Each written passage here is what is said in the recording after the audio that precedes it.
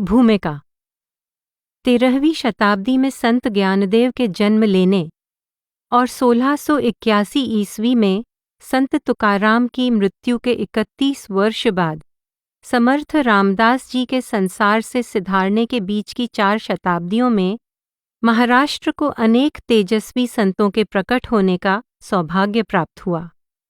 अपने प्रभावशाली उपदेश द्वारा उन्होंने लोगों को दृढ़ निश्चय, नम्रता और दया के साथ जीवन बिताने के लिए प्रेरित किया।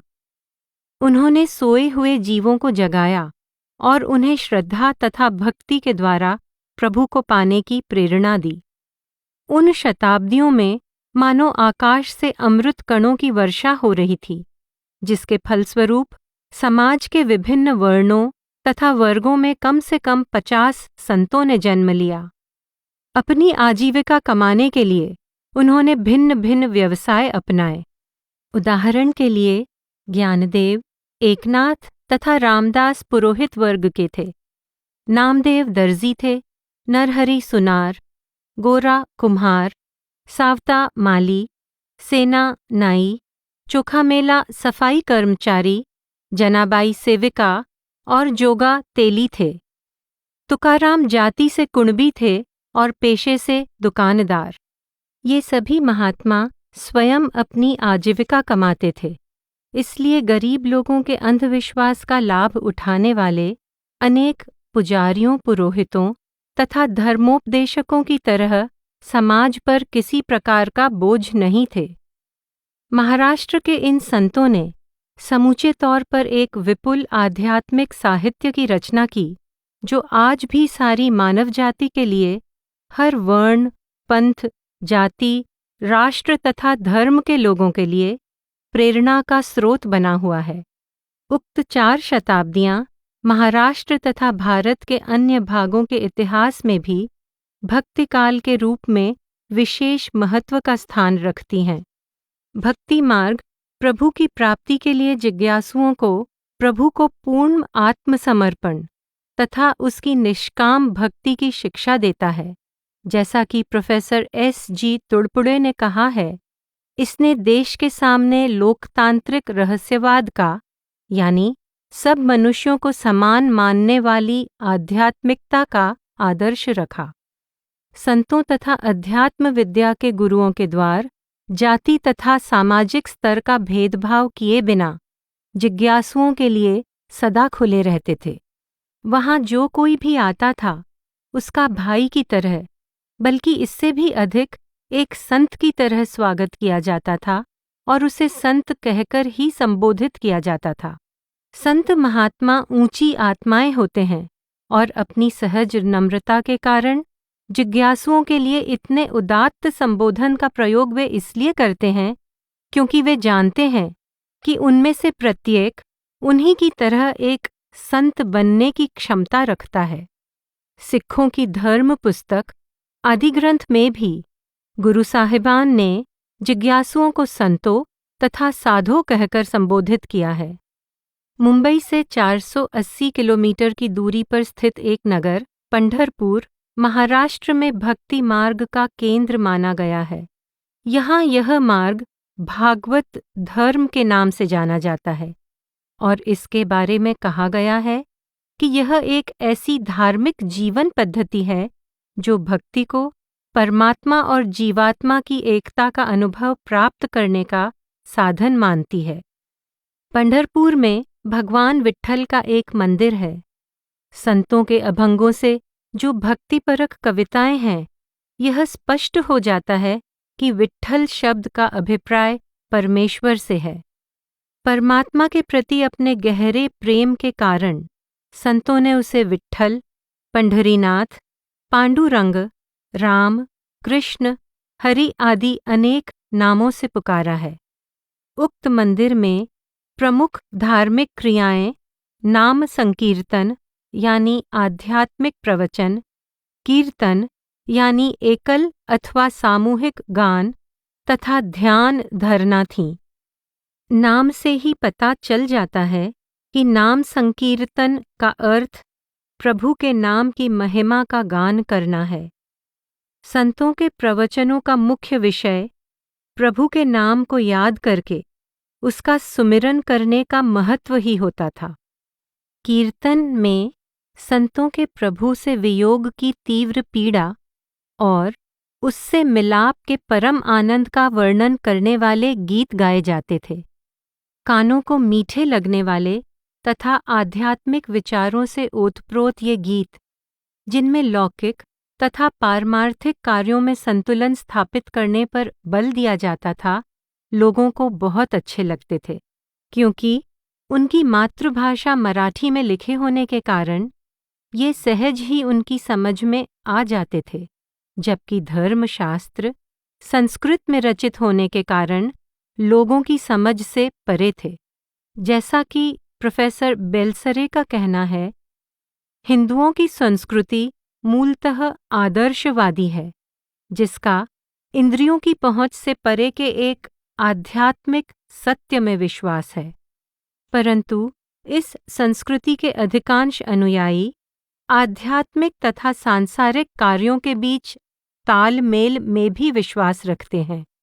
वे इंद्रिय सुखों को पूरी तरह त्याग देने के पक्ष में नहीं हैं, अपितु मनुष्य जीवन में इनका एक उचित स्थान स्वीकार करते हैं। तुकाराम के इस अभंग में हम आध्यात्मिकता तथा सांसारिकता का वह सुंदर सम्मिश्रण देख सकते हैं जिसकी संतों ने हमें शिक्षा दी है। शरीरा सुख ने दावा भोग, न द्यावे दुख न करी त्याग, नवे वोखटे न चांग, तुका म्हणे वेग करी हरि भजनी। गाथा 660। अर्थात शरीर को न अधिक विषय भोग में लगाकर सुख दो और न सब कुछ त्याग कर दुख। शरीर अपने आप में न अच्छा है न बुरा। तुकाराम कहते हैं कि इसे अच्छा बनाना है तो जल्दी से प्रभु की भक्ति में लग जाओ। सारी पुस्तक में संत शब्द का प्रयोग एक विशेष अर्थ में किया गया है। संत वह व्यक्ति होता है जिसने परमात्मा को पा लिया होता है, जिसने आत्मज्ञान की सबसे ऊंची अवस्था प्राप्त कर ली होती है। वह परमात्मा का आमने सामने दर्शन करता है तथा निर्मल अलौकिक आनंद में मग्न रहता है। परमात्मा को वह इतनी अच्छी तरह जानता है कि स्वयं ही परमात्मा बन गया होता है। संत का जीवन सर्वथा निर्मल होता है। वह स्वयं अपना स्वामी और प्रभु के धाम का वासी होता है। वह एक भिन्न प्रकार का योद्धा होता है। उसने मन के कहे अनुसार चलने की इच्छा तथा प्रभु की आज्ञा के आगे नतमस्तक होने की इच्छा के बीच होने वाले कठोर आंतरिक संघर्ष का सामना किया होता है। साधक संत तब ही बनता है जब वह यह युद्ध जीत लेता है। संत के हृदय में प्रभु की ज्योति अर्थात दिव्य ज्ञान का दीपक सदा प्रकाशमान रहता है। दिव्य ज्ञान से वह अपने और विश्व के अंदर काम कर रही प्रभु की योजना तथा उसका उद्देश्य समझ लेता है।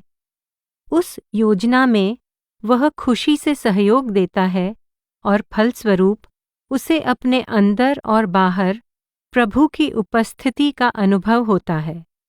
इसलिए जीवन काल में आने वाले उतार चढ़ाव को, दुख सुख को वह असाधारण शांति के साथ स्वीकार करता है। जीवन में आने वाली आम विपत्तियों से वह विचलित नहीं होता, क्योंकि वह हर घटना के पीछे प्रभु का हाथ कार्यरत देखता है। पवित्रता, निर्भयता और प्राणी मात्र के लिए प्रेम संत के जीवन की पहचान होते हैं। प्रभु के साथ संपर्क से उसने अपार शक्ति प्राप्त कर ली होती है और जीवन में शांति लाभ के लिए परिश्रम कर रहे स्त्री पुरुषों को वह भरपूर मात्रा में शक्ति प्रदान करता है। इसलिए वह इस दुख भरे संसार के लिए सदा प्रेरणा तथा सांत्वना का स्रोत होता है।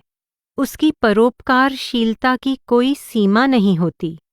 संकीर्णता और कमीनापन उसे छू भी नहीं गए होते।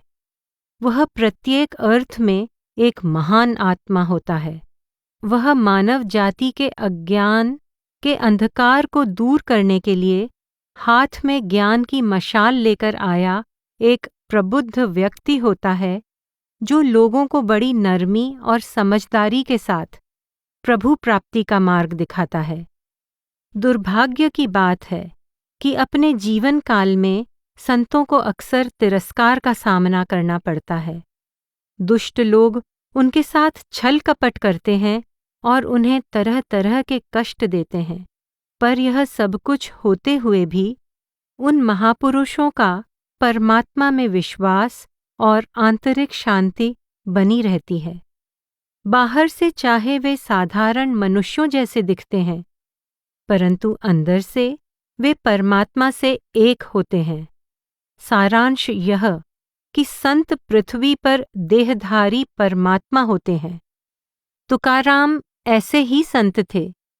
मराठी भाषी सभी संतों में जिन्होंने नर्मदा नदी से दक्षिण के लोगों और उनकी संस्कृति पर अमिट छाप छोड़ी है, तुकाराम को लोकप्रियता की दृष्टि से सबसे बड़ा तथा निश्चय ही सबसे अधिक विस्तृत क्षेत्र पर प्रभाव डालने वाला माना जाता है। 17वीं शताब्दी के इस प्रसिद्ध संत के जीवन और उपदेश, इनके व्यक्तित्व और साहित्य का महाराष्ट्र के आध्यात्मिक, सांस्कृतिक तथा सामाजिक जीवन पर गहरा प्रभाव पड़ा है और आज 350 से अधिक वर्षों के बाद भी इनके भक्तिपूर्ण अभंग महाराष्ट्र के घर घर में प्रेम और उत्साह के साथ गाए जाते हैं।